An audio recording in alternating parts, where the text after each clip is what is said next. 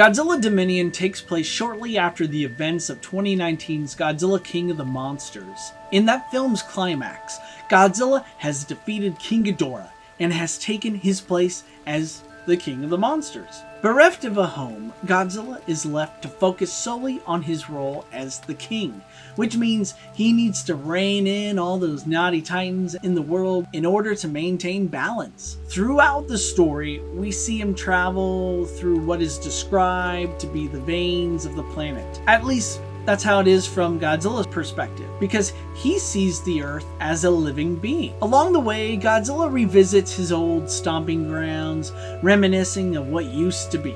It's a great insight into Godzilla's personality, and as an added bonus, we learn Kong's home, Skull Island, that once belonged to Godzilla, until he was driven out by the rival, one of Kong's distant relatives. But there's one moment that stands out. Godzilla, he's reflecting on the past, visiting sites that time has dramatically altered.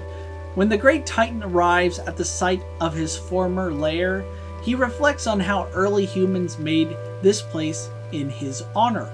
More apropos, they made it a place where human and Titan could coexist. Along with flashes of Serizawa's sacrifice, Godzilla knows humans have lived for him and died for him.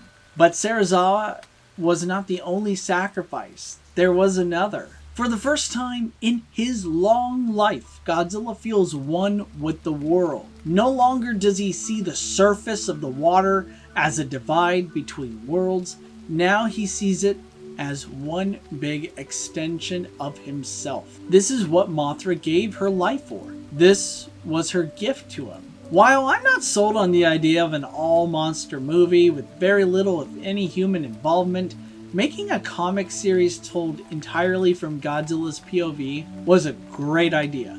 And seriously, we need an entire Godzilla Dominion series, like ASAP. Or like an entire animated show told entirely from Godzilla's perspective. That would be great. Or, an episode of Monarch Legacy of Monsters. It can happen. I just don't think, you could do an entire film that way. But who are we kidding? We know if that came out, I'd be the first to see it.